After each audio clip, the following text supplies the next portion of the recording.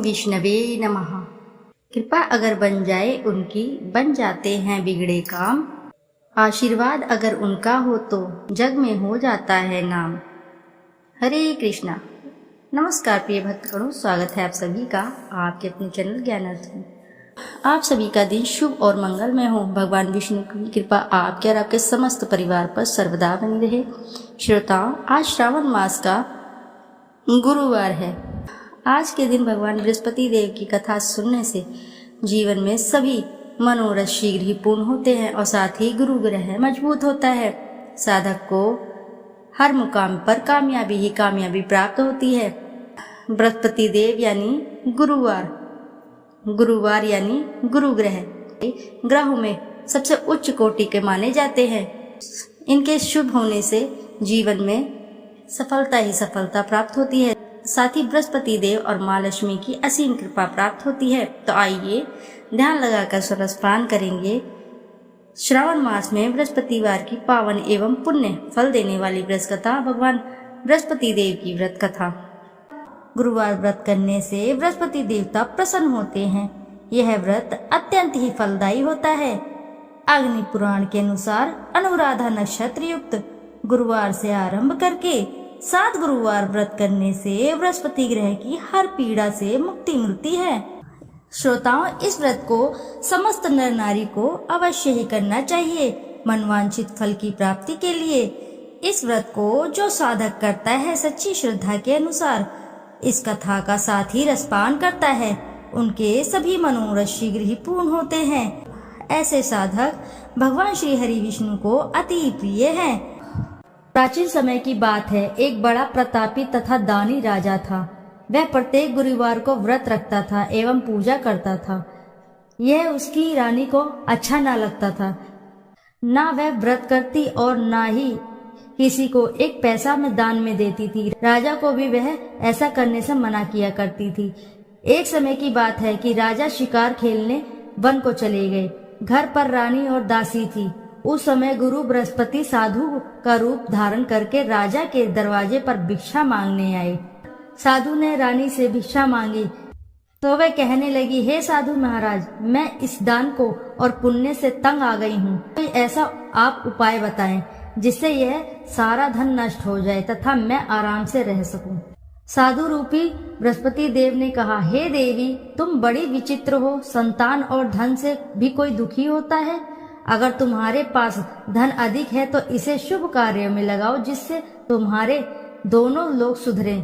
परंतु साधु की इन बात से रानी खुश नहीं हुई। उसने कहा, मुझे ऐसे धन की आवश्यकता नहीं जिसे मैं अन्य लोगों को दान दूं तथा जिसको संभालने में ही मेरा सारा समय नष्ट हो जाए। साधु ने कहा, यदि तुम्हारी ऐसी ही इच्छा है तो जैसा मैं तुम्हें बताता हूँ तुम वैसा ही करना। बृहस्पतिवार के दिन घर को गोबर से लीपना, अपने केशों को पीली मिट्टी से धोना, केशों को धोते समय स्नान करना, राजा से हजामत बनाने को कहना, भोजन में मांस मदिरा खाना, कपड़ा धोबी के यहाँ धुलने के डालना।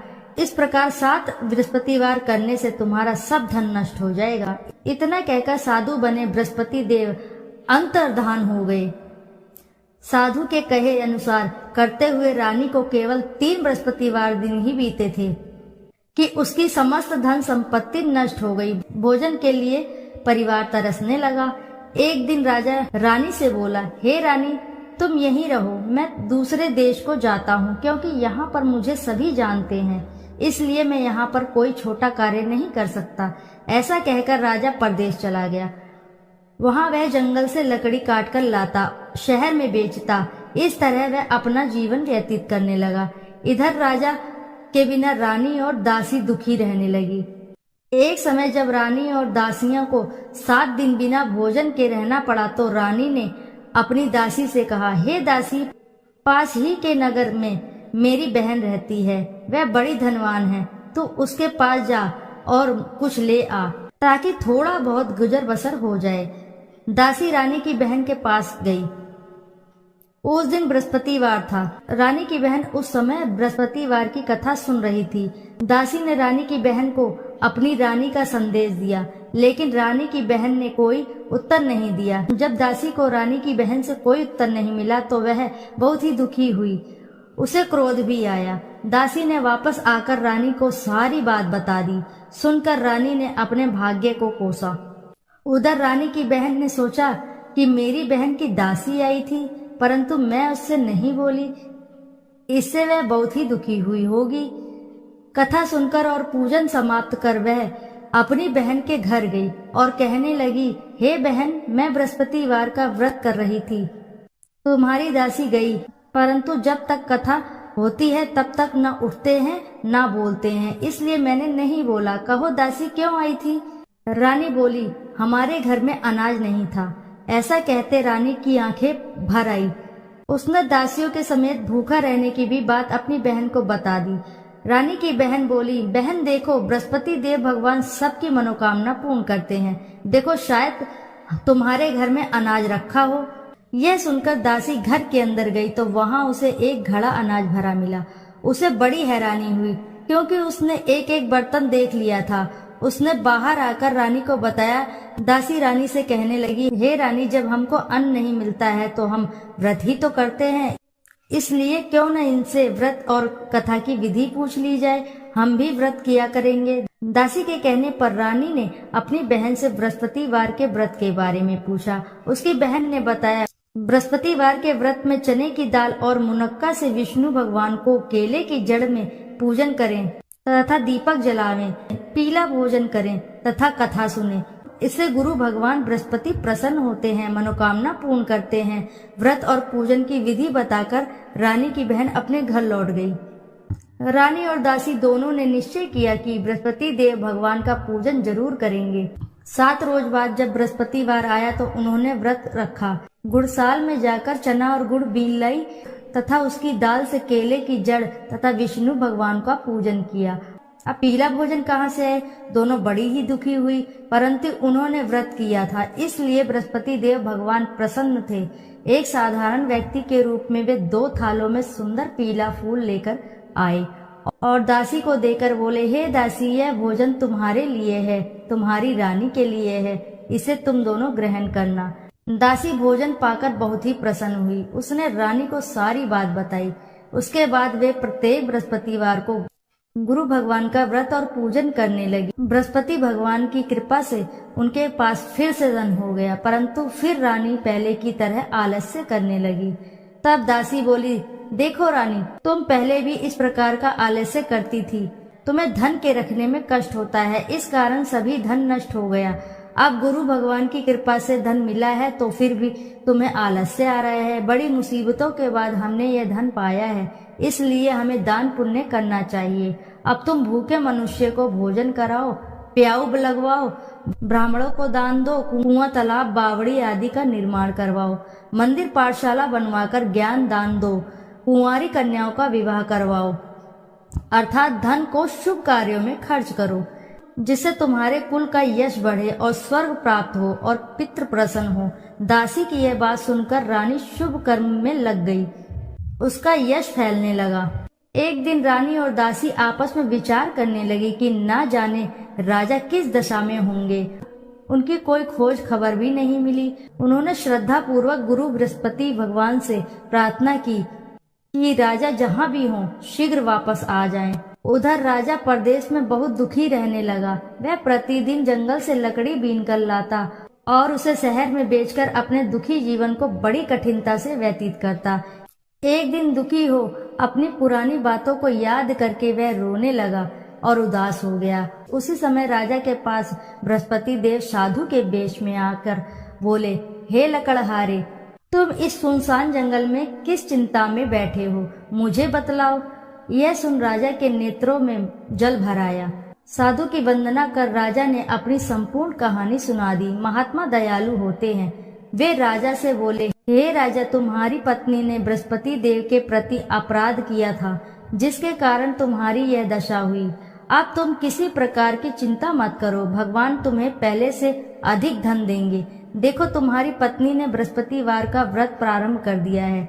अब तुम भी बृहस्पतिवार का व्रत करके चने की दाल व गुड़ जल के लोटे में डालकर केले का पूजन करो। फिर कथा कहो या सुनो, भगवान तुम्हारी सब मनोकामनाओं को पूर्ण करेंगे। साधु की इस बात को सुनकर राजा बोला, हे प्रभु, लकड़ी बेचकर तो इतना पैसा भी नहीं बचता जिससे भोजन करने के उपरांत कुछ बचा सकूं। मैंने रात्रि में अपनी रानी को व्याकुल देखा। मेरे पास कोई साधन नहीं है जिससे इसका समाचार जान सकूं। फिर मैं बृहस्पति देव की क्या कहानी कहूँ, यह भी मुझको मालूम नहीं। साधु ने कहा, हे राजा, मन में बृहस्पति भगवान के पूजन व्रत का निश्चित करो, वे स्वयं तुम्हारे लिए कोई राह बना देंगे। बृहस्पतिवार के दिन तुम रोजाना की तरह लकड़ियां लेकर शहर में जाना। तुम्हें रोज से दुगना धन प्राप्त होगा, जिससे तुम भली भांति भोजन कर लोगे तथा बृहस्पति देव की पूजा का सामान भी आ जाएगा। जो तुमने बृहस्पतिवार की कहानी के बारे में पूछा है वह इस प्रकार है। प्राचीन काल में एक बहुत ही निर्धन ब्राह्मण था। उसके पास कोई संतान नहीं थी। वह नित्य ही पूजा पाठ करता। उसकी स्त्री न स्नान करती और न ही किसी देवता का पूजन करती। इस कारण ब्राह्मण देवता बहुत दुखी रहते थे। भगवान की कृपा से ब्राह्मण के यहाँ एक कन्या उत्पन्न हुई। कन्या बड़ी होने लगी। प्रातः स्नान करके वह भगवान विष्णु का जप करती, बृहस्पतिवार का व्रत भी करने लगी। पूजा पाठ समाप्त कर वह पाठशाला जाती तो अपनी मुट्ठी में जौ भर कर ले जाती और पाठशाला जाने के मार्ग में डालती जाती। लौटते समय वह जौ स्वर्ण के हो जाते तो उनको बीन कर घर ले आती। एक दिन वह बालिका सूप में उन सोने के जौ को फटकार कर साफ कर रही थी कि तभी उसकी माँ ने देख लिया और कहा, हे बेटी, सोने की जौ को फटकने के लिए सोने का सूप भी तो होना चाहिए। दूसरे दिन गुरुवार था। कन्या ने व्रत रखा और बृहस्पति देव के सोने का सूप देने की प्रार्थना की। बृहस्पति देव ने उसकी प्रार्थना स्वीकार कर ली। रोजाना की तरह वह कन्या जौ फैलाती हुई पाठशाला चली गई। पाठशाला से लौटकर जब वह जौ बीन रही थी तब बृहस्पति देव की कृपा से उसे सोने का सूप मिला। उसे वह घर ले आई और उससे वह जौ साफ करने लगी, परंतु उसकी माँ का वही ढंग रहा। एक दिन की बात है, कन्या सोने के सूप में जौ साफ कर रही थी। उस समय उस नगर का राजकुमार वहां से निकला। कन्या के रूप को देखकर वह मोहित हो गया। राजमहल आकर वह भोजन तथा जल त्याग कर उदास होकर लेट गया। राजा को जब राजकुमार द्वारा अन्न जल त्यागने का समाचार ज्ञात हुआ तो अपने मंत्रियों के साथ वह अपने पुत्र के पास गया और कारण पूछा। राजकुमार ने राजा को उस लड़की का घर पता बताया। मंत्री उस लड़की के घर गया। मंत्री ने ब्राह्मण के समक्ष राजा की ओर से निवेदन किया। कुछ ही दिन बाद ब्राह्मण की कन्या का विवाह राजकुमार के साथ संपन्न हो गया। कन्या के घर से जाते ही ब्राह्मण के घर में पहले की भांति गरीबी का निवास हो गया। एक दिन दुखी होकर ब्राह्मण अपनी पुत्री से मिलने गए। बेटी ने पिता को अवस्थ अकोल देखा और अपनी माँ का समाचार पूछा। ब्राह्मण ने सभी हाल कह सुनाया। कन्या ने बहुत सा धन देकर अपने पिता को विदा कर दिया, लेकिन कुछ ही दिन बाद फिर वही हाल हो गया। ब्राह्मण फिर अपनी कन्या के पास गया और सभी हाल कहा तो पुत्री बोली, हे पिता, आप माता जी को यहाँ ले आओ, मैं उन्हें ये विधि बता दूंगी जिससे गरीबी दूर हो जाए। ब्राह्मण देवता अपनी स्त्री को साथ लेकर अपनी पुत्री के पास राजमहल पहुँचे तो पुत्री अपनी माँ को समझाने लगी, हे माँ, तुम प्रातः काल स्नान आदि करके विष्णु भगवान का पूजन करो, तब सब दरिद्रता दूर हो जाएगी। परंतु उसकी माँ ने उसकी एक भी बात ना मानी। वह प्रातः काल उठकर अपनी पुत्री का बचा जूठन खा लेती थी। एक दिन उसकी पुत्री को बहुत गुस्सा आया। उसने अपनी माँ को एक कोठरी में बंद कर दिया। प्रातः उसे स्नान आदि करा के पूजा पाठ करवाया तो उसकी माँ की बुद्धि ठीक हो गई। इसके बाद वह नियम से पूजा पाठ करने और प्रत्येक बृहस्पतिवार को व्रत रखने लगी।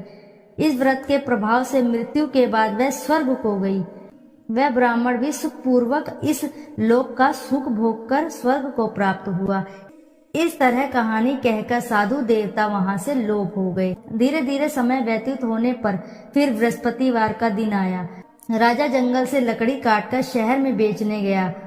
उसे उस दिन और दिनों से अधिक धन मिला। राजा ने चने गुड़ आदि लाकर बृहस्पतिवार का व्रत किया। उस दिन उसके सभी क्लेश दूर हुए।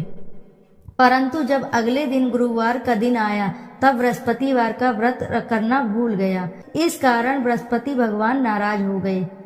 उस दिन उस नगर के राजा ने विशाल यज्ञ का आयोजन किया था। अपने समस्त राज्य में घोषणा करवा दी थी कि सभी मेरे यहाँ भोजन करके आएंगे, किसी के घर चूल्हा नहीं जलेगा। इस आज्ञा को जो नहीं मानेगा उसको फांसी दे दी जाएगी।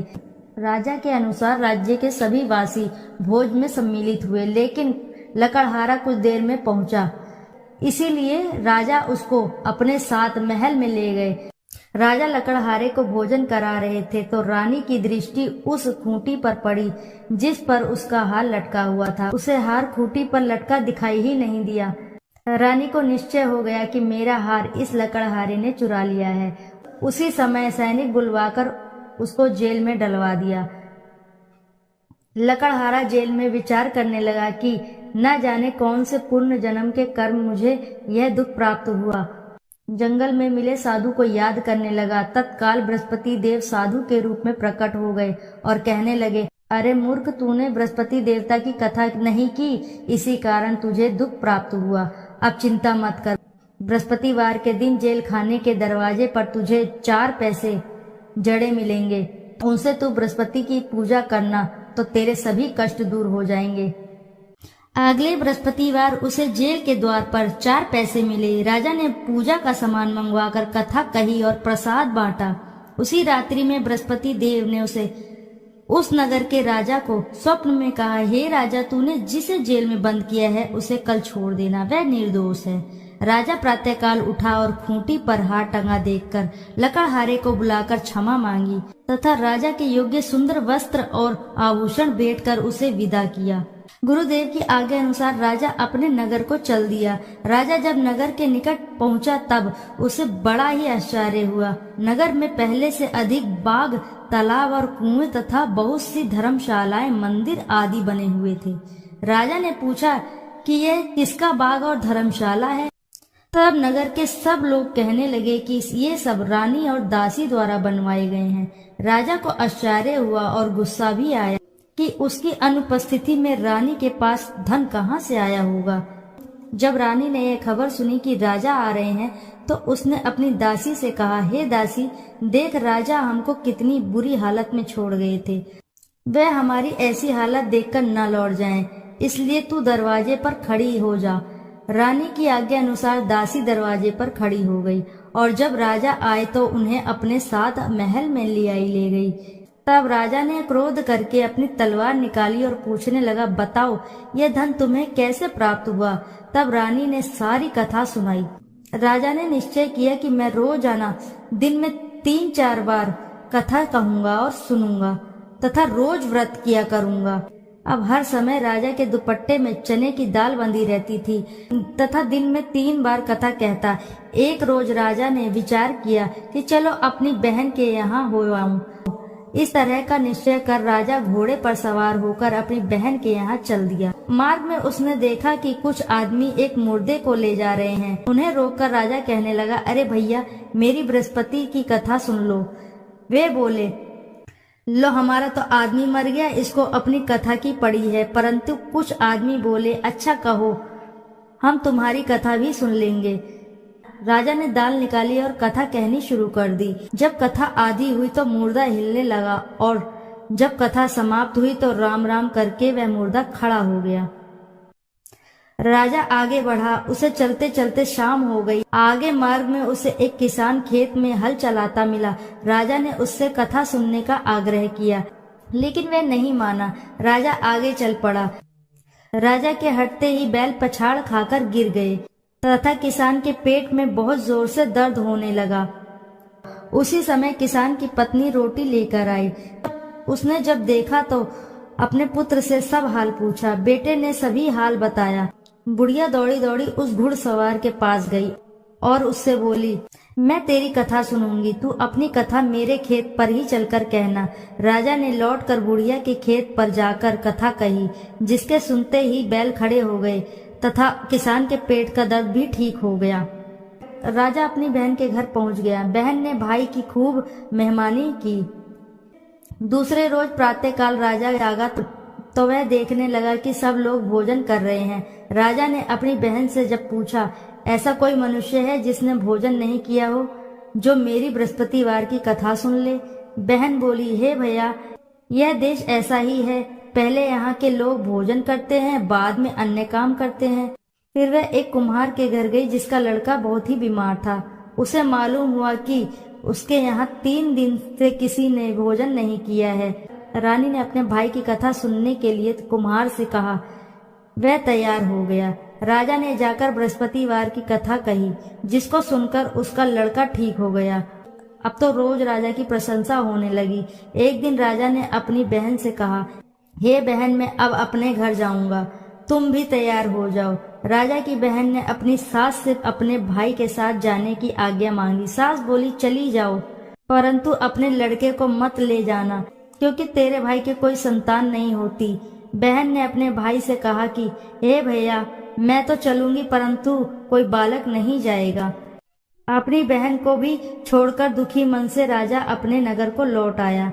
राजा ने अपनी रानी से सारी कथा बताई और बिना भोजन किए वह शैया पर लेट गया।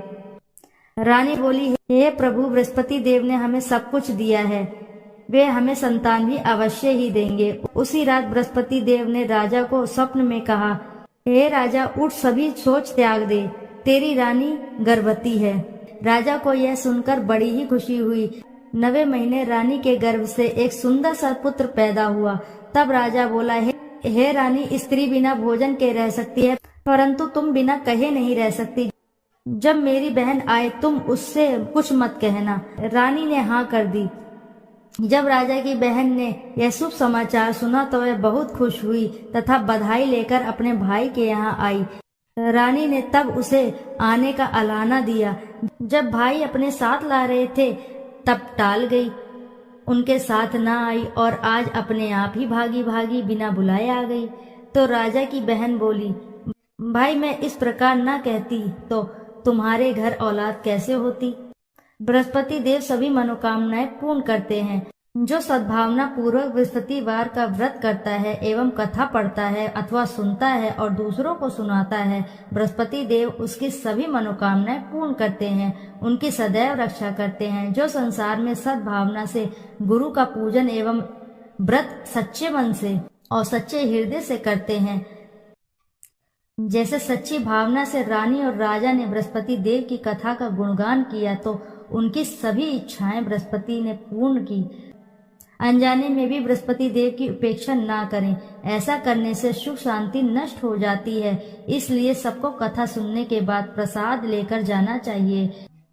हृदय से उनका मनन करते हुए जयकारा बोलना चाहिए। इति श्री बृहस्पतिवार व्रत कथा। बोलो जय श्री हरि।